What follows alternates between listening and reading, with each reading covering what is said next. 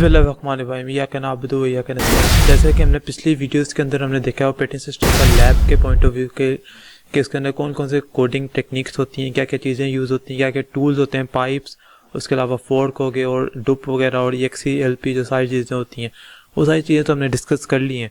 लेकिन सबसे थ्योरी के पॉइंट ऑफ व्यू के अंदर तो मुख्तलिफ चीज़ें इसके अंदर आती हैं। लाइक CPU स्केजुलिंग आ गई, इसके अंदर बहुत सारी CPU स्केजुलिंग होती है, किस तरीके से प्रोसेसेस का टाइम वगैरह क्या होता है। तो बहुत सारी इसके आपको सबसे ज़्यादा इंपॉर्टेंट चीज़ है इसके अंदर आप देखें कि इन सारी CPU स्केजुलिंग के एडवांटेज और डिसएडवांटेजेस क्या क्या हैं, ये इसके लिए बहुत मैटर करते हैं। और आज जो सी हम लोग CPU स्केजुलिंग देखने लगे हैं, ये भी काफ़ी इंपॉर्टेंट है।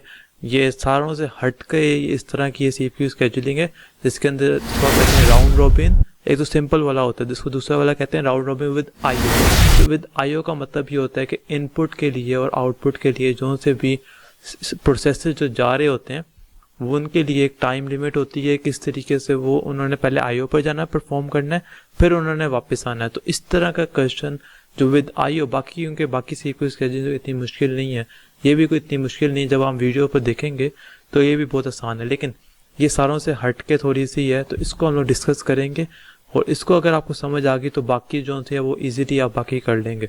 तो इसको समझना बहुत ज़रूरी है थ्योरी के पॉइंट ऑफ व्यू से। और इस तरह के जो क्वेश्चंस होते हैं, इस तरह की जो चीज़ें होती हैं, वो आपके मुफ्त की आपके मार्क्स होते हैं और मुफ्त के आपको इसको मिल जाते हैं। क्योंकि कोडिंग पॉइंट ऑफ व्यू हमने देख लिया, अब हम इसका दूसरा पॉइंट ऑफ व्यू देखते हैं और आगे भी हम लोग देखेंगे, बाकी कोडिंग पॉइंट ऑफ व्यू भी देखेंगे। लेकिन अभी हम थ्योरी के हिसाब से ये देखते हैं, तो टाइम भी ज़्यादा हो रहा है, तो ओवर टू द स्क्रीन। अच्छा, तो हम आगे स्क्रीन के ऊपर यहाँ पर हम देखेंगे किस तरीके से हम लोग राउंड रॉबिन विद IO करते हैं। क्योंकि एक राउंड रॉबिन सिंपल भी होता है, उसके अंदर तो सिंपल आगे वो लगी जाता है, तो वहाँ लेकिन यहाँ पर आगे देखें क्वेश्चन आपको जब आएगा तो आपके पास यहाँ प्रोसेसेस दिए होंगे, अराइवल टाइम दिया होगा, बर्स्ट टाइम दिया होगा। बर्स्ट टाइम का यहाँ पर मतलब ये होता है कि ये जब इतने सेकंड्स के लिए एग्जीक्यूट हो जाएगा तो वो ख़त्म हो जाएगा, वो प्रोसेस ख़त्म हो जाएगा। अब यहाँ पे देखें क्या उन्होंने कहा हुआ है, ड्रा ग्राफ, मतलब गैंट चार्ट हमने बनाना है with the following processes using round robin scheduling algorithm, consider a time slice of 4 second. ये बहुत इंपॉर्टेंट है यहाँ पे कि टाइम स्लाइस उन्होंने क्या कहा है कि हर प्रोसेस जब एग्जीक्यूट होगा तो 4 सेकेंड्स के लिए एग्जीक्यूट होगा, फिर अगले की बारी आएगी। मतलब ये कि जब ये वाला 4 सेकेंड्स के लिए एग्जीक्यूट हो जाएगा तो इसका अगर बर्स्ट टाइम रहता होगा तब ये रेडी क्यूब। अब यहाँ पर 3 तरह के चीज़ें होती हैं, एक रेडी क्यूब, एक गैंट चार्ट, और दूसरा क्या होता है प्रोसेस, वो वाले जो उनसे IO के लिए परफॉर्म करने के लिए गए हैं। तो यहाँ पर मैं ये कह रहा हूँ कि यहाँ पर जब एक प्रोसेस 4 दफ़ा एग्जीक्यूट हो जाएगा, उसका अगर बर्स्ट टाइम वापस रहता होगा तब भी वो रेडी क्यूब के अंदर लगेगा, नहीं तो वो हम लोग उसको ख़त्म कर देंगे। तो यहाँ पर इसका मतलब है 4, ये बहुत इंपॉर्टेंट है। यहाँ पर टाइम स्लाइस का क्या है, 4 सेकेंड्स के लिए हर जो सा प्रोसेस है वो एग्जीक्यूट लाजमी करेगा। उसके बाद वो कह रहे हैं every even process perform IO after every 4 seconds of running live IO takes 8 seconds. तो इसका ये मतलब है जो से प्रोसेस यहाँ पर इवन है, इवन कौन कौन से, P2 है, P4 है, P6 है और P8 है, ये सारे इवन है। ये जब 4 सेकेंड्स के लिए एग्जीक्यूट होंगे तो ये IO के लिए जाएंगे 8 सेकेंड्स के लिए, मतलब 8 सेकेंड उसका आगे टाइम प्लस करेंगे, और जब वो टाइम वापसी का होगा फिर वो रेडी क्यूब के अंदर वापस आएंगे। बाकी जो और प्रोसेस हैं वो IO के लिए नहीं जाएंगे, वो वैसे ही रेडी क्यूब में आगे लगते जाएंगे। तो यहाँ पर इस तरह क्वेश्चन आएगा, तो आपने इस तरीके से IO वाला अब हम देखते हैं कैसे करते हैं। सबसे पहले हमने देखना है कि इसका पहला प्रोसेस कौन सा है, P1 है, अराइवल टाइम क्या है 0, मतलब पहले पर यही अराइव हो रहा है, इसका बर्स्ट टाइम कितना है 4, उसका हमारा टाइम स्लाइस भी 4 का ही है, मतलब ये एक दफ़ा एग्जीक्यूट होगा, उसके बाद इसका टाइम 4 - 4 = 0 आ जाएगा, इसका मतलब है दोबारा एग्जीक्यूट नहीं होगा। तो सबसे पहले ये आएगा कहाँ पर, सबसे पहले आएगा जी हमारी रेडी क्यूब के अंदर आएगा। हमेशा जो भी प्रोसेस हमने लाना है वो आपने रेडी क्यूब के अंदर लाना है, ये इससे आपका काम आसान होगा। तो आपने पहला इसका क्या कर देंगे 0, मतलब अराइवल टाइम तो 0 है, तो पहला प्रोसेस हमारा यही बनता है। टाइम स्लाइस कितना था, वहाँ पर लिखा हुआ था 4 सेकेंड, मतलब हर एक ने 4 सेकेंड्स के लिए एग्जीक्यूट तो लाजमी होना है। तो यहाँ पर क्या आ जाएगा, यहाँ पर आ जाएगा जी P1 4 दफ़ा एग्जीक्यूट हो गया, इसका मतलब इसका काम खत्म हो गया, यहाँ पे हमने क्रॉस लगा देना। अब जब ये 4 सेकंड्स के लिए एग्जीक्यूट हो रहा है, इसके अंदर जो सेकंड्स हैं, इसके अंदर कौन कौन से प्रोसेस अराइव हो गए यहाँ पर, तो सॉरी, यहाँ पर अगर आप देखें तो यहाँ पर P2 अराइवल टाइम 1 है, P3 अराइवल टाइम 4 है, मतलब जब तक 4 सेकंड्स के लिए एग्जीक्यूट हुए हैं तो उसके अंदर P3 भी अराइव हो चुका हुआ और P2 भी अराइव हो चुका, क्योंकि इन दोनों के इसका 1 है और इसका 4 है। सो इन दोनों को हम लोग कहाँ पर लिख लेंगे, हम इन दोनों को लिख लेंगे रेडी क्यूब के अंदर। तो यहाँ पर इसको हम लिख लेंगे, यहाँ पर आ जाएगा P2 और यहाँ पर आ जाएगा हमारे पास P3। मतलब अभी तक 4 सेकंड्स हुए हैं, तो अभी तक हमारे रेडी क्यूब के अंदर यही आए हैं। तो अब क्या करेंगे, अब अगली बारी किसकी है, P2 की है। तो यहाँ पर ये कितने लिए एग्जीक्यूट होगा, ये होगा 8 सेकंड्स के लिए। तो यहाँ पर हम लिख देंगे P2, ठीक है। तो ये भी एग्जीक्यूट हो गया, यहाँ पर हम क्रॉस लगा देंगे और इसका देखेंगे कि कितना बाकी रह गया। तो अब यहाँ पर अगर आप देखें तो P1 को हमने पहले एग्जीक्यूट किया था, तो P1 इज इक्वल्स टू 4 दफ़ा एग्जीक्यूट हुआ, इसका बर्स्ट टाइम कितना है, 4 है, मतलब 4 - 4 इज इक्वल्स टू 0 आ गया। ये तो दोबारा एग्जीक्यूट नहीं होगा, ये यहाँ पर ही खत्म हो गया। अब P2 को देख लेते हैं, P2 का क्या है, इज इक्वल्स टू इसका बर्स्ट टाइम कितना है, 5 है, मतलब 5 दफ़ा तो चलेगा, 4 दफ़ा चल चुका है, तो -4 इज इक्वल्स टू क्या आ जाएगा, 1। मतलब इसका भी एक दफ़ा रहता है। इसका ये मतलब है कि हमने इसको IO के लिए भेजना है, तो क्योंकि इवन प्रोसेस है, तो इवन प्रोसेस जो है वो IO के लिए जाएगा यहाँ पर, और यहाँ पर हम क्या लिखेंगे, ये इवन प्रोसेस है, इसको हमने लाजमी IO के लिए भेजना है। तो अभी IO के लिए जाएगा, तो यहाँ पर क्या आ जाएगा, P2 इज इक्वल्स टू, कब गया IO के लिए, आप देखें 8 सेकंड्स पर ये IO पर गया है, तो यहाँ पर हम लिख देंगे 8, और IO का उन्होंने कितना टाइम बताया हुआ था, अगर आप यहाँ पर देखें तो उन्होंने कहा था IO will take, every process will take, IO वाले 8 सेकंड्स लेंगे, मतलब 8 + 8 इज इक्वल्स टू 16। जब ये 16 होगा तब ये हमारे रेडी क्यूब के अंदर वापस आएगा, लेकिन तब तक वो वापस नहीं आएगा। अब इसको तो हमने एग्जीक्यूट करवा लिया। अब देखें 8 सेकंड्स हो चुके हैं, 8 सेकंड तक कौन कौन से हमारे अराइवल टाइम पर आ चुके हुए हैं रेडी क्यूब में, P4 भी आ चुका हुआ है और P5 भी आ चुका है। इसका अराइवल टाइम 5 है, इसका अराइवल टाइम 7 है। इसका मतलब है कि दोनों हमारे रेडी क्यूब के अंदर आ चुके हैं। तो हमने इन दोनों को रेडी क्यूब के अंदर लिख लेंगे, ये आ जाएगा P4 और यहाँ पर आ जाएगा P5। ये दोनों हमारे पास रेडी क्यूब के अंदर आ चुके हुए हैं। तो अब किसकी बारी है लेकिन P3 की, क्योंकि पहले ये दोनों एग्जीक्यूट हो चुके हुए हैं। तो यहाँ पर हम क्या लिखेंगे, 12, 4 दफ़ा एग्जीक्यूट होना है। यहाँ पर क्या आ जाएगा, P3। तो अब देखें यहाँ पर जब P3 एग्जीक्यूट हो गया, तो उसके ऊपर आपने यहाँ पर लाजमी क्रॉस लगाना है पहले, और उसके बाद आपने देखना है कि P3 का कितना बाकी रह गया। तो यहाँ पर देखें P3 के 11 हैं, तो इसका मतलब है कि हम यहाँ पर लिखेंगे P3 इज इक्वल्स टू 11, 4 दफ़ा एग्जीक्यूट हो गया, 4 इज इक्वल्स टू 7, मतलब अभी इसका 7 अभी बाकी रहता है। तो इसका ये मतलब है। आगे हम ये देखेंगे कि जब तक 12 हुए हैं तब तक कौन कौन से प्रोसेस अराइवल टाइम के अंदर रेडी क्यूब के अंदर आ गए हैं। तो 10 सेकंड्स पर तो P6 भी आ गया, और 12वें सेकंड पर P7 भी आ गया, इसका अराइवल टाइम 12 था। तो ये सारे रेडी क्यूब के अंदर आ जाएंगे। यहाँ पर आ जाएगा P6 और यहाँ पर आ जाएगा उसके बाद P7। तो जब ये दोनों आ गए उसके बाद आप देखें तो इसका P3 का भी रहता है, इसका भी 7 रहता है। इसका मतलब है कि ये यहाँ से उठकर यहाँ पर आ जाएगा, ये भी रेडी क्यूब के अंदर लग जाएगा। मतलब जब ये P7 तक पहुँचेगा तब P3 आ जाएगा, ठीक है। अब 12 अभी हुए, अभी 16 नहीं हुए, इसको हमने वापस नहीं लाना। अब बारी किसकी है, P4 की बारी है। तो जब अभी यहाँ पर हो गए 16, 4 दफ़ा एग्जीक्यूट होगा, तो यहाँ पर क्या हो जाएगा, यहाँ पर आ जाएगा P4। जब P4 यहाँ पर एग्जीक्यूट हो गया तो हमने देखा है कि ये वाला क्रॉस हो गया, और P4 के देखते हैं कितने रह गए हैं, क्योंकि जब उसके रह गए होंगे तब भी हम उसको IO के लिए भेजेंगे। तो यहाँ पर क्या आ जाएगा, P4 इज इक्वल्स टू कितने इसके 9 इसका बर्स्ट टाइम है। तो यहाँ पर लिख देंगे 9, कितनी दफ़ा एग्जीक्यूट हो चुका है, 4 दफ़ा, बाकी कितना रह गया 5। तो 5 दफ़ा भी इसने होल्ड चलना है। इसका मतलब है ये अब कहाँ पर जाएगा, ये इवन प्रोसेस है, तो ये कहाँ पर जाएगा, ये IO के लिए जाएगा। IO के लिए हम लोग यहाँ पर नीचे भेज देंगे उसको कि यहाँ पर चले जाओ, और यहाँ पर क्या करेंगे, P4 इज इक्वल्स टू कब किया है, 16 पर गया है, तो यहाँ पर क्या लिख देंगे 16 + 8, और यहाँ पर क्या आ जाएगा 24। मतलब 24 जब होंगे तब ये वापस आएगा, इसके पहले ये वापस नहीं आएगा। तो अब देखें 16 जब ये हुए हैं 16 तब कौन कौन सा प्रोसेस हमारा अराइव हो चुका हुआ है। तो अगर आप देखें तो 14 पर P8 ने अराइव हो जाना था। इसका मतलब है पहले ये वाला रेडी क्यूब में आएगा, पहले ये वाला रेडी क्यूब के अंदर आएगा, यहाँ पर आ जाएगा P8, और जब ये वाला आ चुका है तो अब देखें 16 सेकंड्स ये भी हो गए। पहले 14 पर ये आया और 16 पर जब ये हुआ है तो P2 ने भी 16 पर अराइव होना था, क्योंकि अब इसका एक रहता है। तो यहाँ पर हम लोग यहाँ पर क्या लिख देंगे, P2, मतलब P8 के बाद P2 ने एग्जीक्यूट होना है। तो यहाँ पर हमने लिख दिया P2 क्योंकि इसका अभी एक रहता है। तो अब यहाँ पर हम क्या करेंगे, अब P5 की बारी है, वो एग्जीक्यूट होगा। अब हम थोड़ा स्पीड में कर लेते हैं P5 क्योंकि आपको प्रोसेस की समझ आ गई।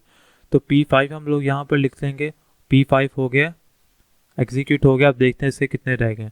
अब P5 को हम लोग यहाँ पर देखेंगे तो यहाँ पर रह जाएगा P5 इज इक्वल्स टू किसका, क्या इसका बर्स्ट टाइम है 6 है, 6 माइनस 4 इज इक्वल्स टू कितने रह गए 2। इसका मतलब इसके अभी 2 अभी भी रहते हैं, तो अभी इसके रहते हैं, तो इसको हम लोग कहाँ पर पीछे लगा देंगे, रेडी क्यूब के अंदर हम लोग पीछे इसको एग्जीक्यूट करने के लिए भी लगा देंगे। तो P5 यहाँ पर आ जाएगा। अब देखें यहाँ पर किसकी बारी है, नेक्स्ट P6 की बारी है। अभी 24 नहीं आया, इस वजह से P4 अभी अराइव नहीं होगा। तो यहाँ पर क्या कर लेंगे, 24 हो जाएगा, और यहाँ पर कौन सा आ जाएगा, यहाँ पर आ जाएगा P6। इसका ये मतलब है कि यहाँ पर अब इसको हम लोग कैंसिल आउट कर देंगे कि ये हमारा एग्जीक्यूट हो गया। अब देखें यहाँ पर इसका देखें कितना इसका बर्स्ट टाइम है। तो यहाँ पर अगर आप देखें तो P6 इज इक्वल्स टू 10 है, तो 10 माइनस 4 क्या हो जाएगा, मतलब अभी इसने 6 दफ़ा और एग्जीक्यूट होना है P6 ने। तो ये कहाँ पर जाएगा, इवन प्रोसेस है तो ये कहाँ पर चला जाएगा, IO के अंदर चला जाएगा। जब ये IO के अंदर जाएगा तो हम लोग यहाँ पर लिखेंगे P6, यहाँ पर हम लोग लिखेंगे P6। ये कब गया, ये हमारे पास गया है यहाँ पर 24 पर। तो यहाँ पर हम लिख देंगे 24 प्लस 8 सेकंड के लिए एग्जीक्यूट होगा, तो यहाँ पर हम क्या लिख देंगे 32। मतलब ये जब 32 होगा तभी ये वापस आएगा, इससे पहले ये वापस नहीं आएगा रेडी क्यूब के अंदर। P5 उधर चला गया, P6 IO के लिए चला गया। इसका मतलब अब देखें यहाँ पर 24 ने वापस आ जाना है, 24 हो चुके हैं, इसका मतलब है P4 हमारे पास वापस आएगा। इसके ऊपर हमने यहाँ पर कट डाउन कर देना है कि P4 हमारे पास यहाँ पर रेडी क्यूब के अंदर वापस आ चुका है। तो यहाँ पर P4 आ गया। तो अब अगर आप देखें तो हमारी अगले की बारी है, P7 की बारी है। P7 एग्जीक्यूट होगा, कब तक होगा, 4 सेकंड्स के लिए। तो यहाँ पर कौन सा आ जाएगा, P7 आ जाएगा। तो P7 भी एग्जीक्यूट हो गया। इसका अब देखते हैं इसका वापस बाकी कितना रह गया। P7 7 दफ़ा हो गया, मतलब 4 दफ़ा एग्जीक्यूट हो गया। तो P7 is equal to 7 minus 4 कितना रह गया, 3 रह गया। 3 दफ़ा भी इसने और एग्जीक्यूट होना है। तो इसका मतलब है ये हमारे पास रेडी क्यूब के अंदर पीछे लग जाएगा क्योंकि अब इसकी बारी अभी रहती है। तो यहाँ पर आगे आ जाएगा P7।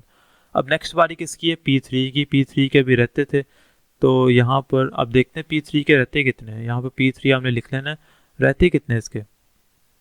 P3 के यहाँ पर अभी 11 में से 4 निकाले थे, मतलब अभी 7 रहते थे। तो मतलब ये है कि अभी इसने 4 दफ़ा अभी और ही एग्जीक्यूट हो सकता है। इसके फिर 7 माइनस 4 कितने रह जाएंगे, 3 फिर भी रहते होंगे। तो ये जब ये 4 दफ़ा पूरे अपने एग्जीक्यूट करेगा तो यहाँ पर कितना आ जाएगा 32। अभी भी इसके 3 रहते हैं। इसका ये मतलब है कि ये यहाँ पर पीछे दोबारा यहाँ पर लग जाएगा। P7 के बाद यहाँ पर ये दोबारा लग जाएगा।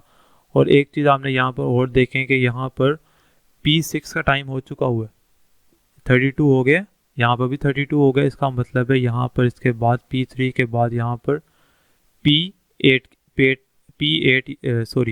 P6 यहाँ पर आकर लग जाएगा। जब P6 यहाँ पर आकर लग जाएगा तब हमने देखना, यहाँ से हमने कट डाउन कर देना है कि यहाँ से ये कट डाउन हो चुका हुआ है। और आगे देखें ज़रा यहाँ पर क्या हो रहा है। अब नेक्स्ट बारी किसकी है, अब P8 की बारी है। P8 जब यहाँ पर आएगा तो यहाँ पर आकर हम यहाँ पर लिख देंगे P8। इसने अभी इसकी पहली दफ़ा बारी है तो यहाँ पर क्या लिख देंगे 36, मतलब 4 दफ़ा तो एग्जीक्यूट होगा क्योंकि उसके हिसाब से यहाँ पर अब P8 ने 5 दफ़ा एग्जीक्यूट होना ही होना है।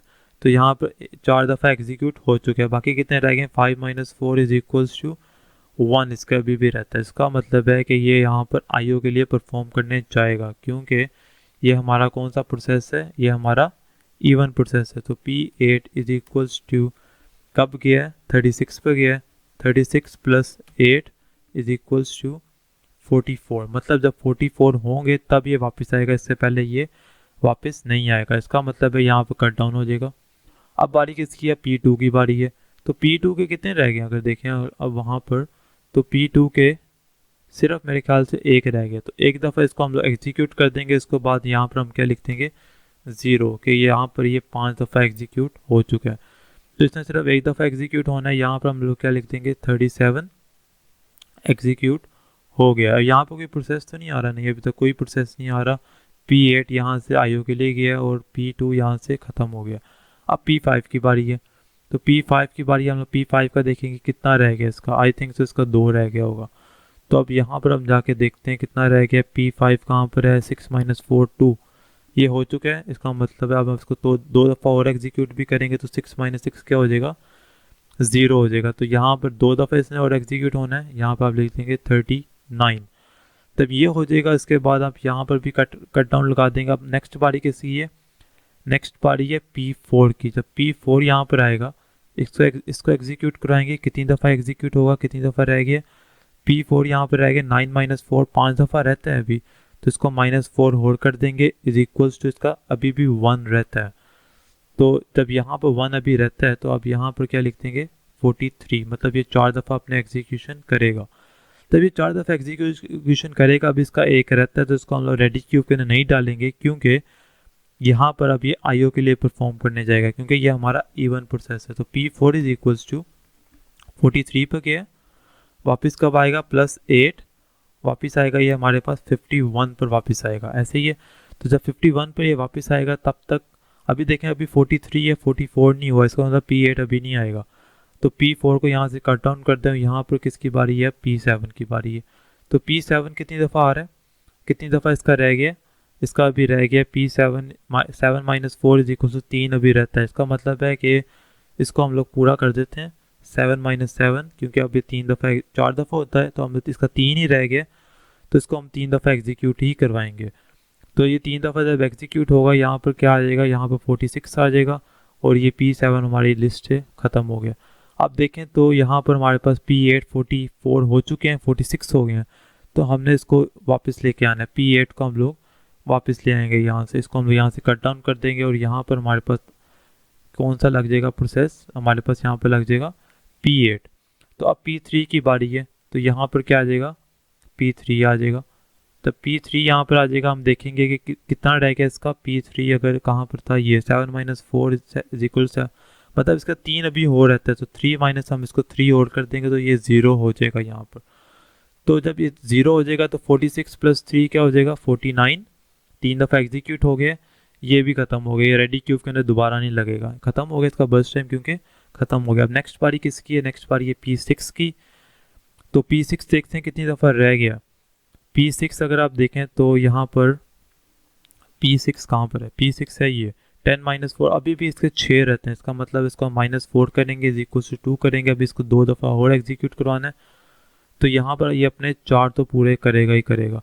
तो यहाँ पर कौन सा आ जाएगा 53 आ जाएगा और ये कहाँ पर जाएगा, इसके अभी भी 2 रहते हैं, तो इसको हम लोग कहाँ पर भेजेंगे, IO के लिए यहाँ पर भेज देंगे। तो यहाँ पर कौन सा आ जाएगा P6 इज इक्वल्स टू 53 पर गया है, वापस कब आएगा, +8 करेंगे इज इक्वल्स टू 61 पर ये वापस आएगा। तो जब 61 पर वापस आएगा, आप देखें ज़रा यहाँ पर 53 हो गए हैं और 51 पर P4 ने अराइव करना है। इसका मतलब है इसका अराइवल टाइम आ चुका हुआ है रेडी क्यूब के अंदर। तो यहाँ पर आप क्या लिख देंगे, यहाँ पर लिख देंगे P4। तो P4 यहाँ पर आ जाएगा और P6 हो चुका है, तो यहाँ पर आप कट डाउन कर देंगे। अब बारी किसकी है, P8 की है। P8 आप यहाँ पर लिखेंगे। तो यहाँ पर जब आप P8 लिखेंगे तो आप देखें ज़रा इसका कितना रह गया, तो इसका कितना रह गया P8 का एक दफ़ा सिर्फ रह गया। तो इसको आप यहाँ पर आराम से इसको आप 54 कर दें, तो ये भी आपके पास एग्जीक्यूट हो चुका है। तो यहाँ पर आप इसको कट डाउन कर लिया। अब नेक्स्ट पारी किसकी है, नेक्स्ट पारी है P4 की। P4 का कितना रह गया, P4 का रह गया एक, इसका भी एक रह गया, इसको भी एक दफ़ा एग्जीक्यूट करवा दें। तो यहाँ पर जब इसको एक दफ़ा इसको भी एग्जीक्यूट करवा देंगे, ये हो जाएगा 55 और ये कितना हो जाएगा P9। तब ये P4 सॉरी, ये हो जाएगा P4 और ये यहाँ पर कट डाउन हो जाएगा। इसका मतलब है ये अब देखें 55 और ये 61 है, 61 पर अराइव करना है। तो अभी तो बहुत सारे प्रोसेसेस रहते हैं, तो हमारे पास प्रोसेसेस ख़त्म हो गए, लेकिन हमारे पास अभी स्टेट्स रहती हैं। तो आप क्या कर देंगे, बाकी स्टेट्स को आप क्या कर देंगे, आइडल कर देंगे।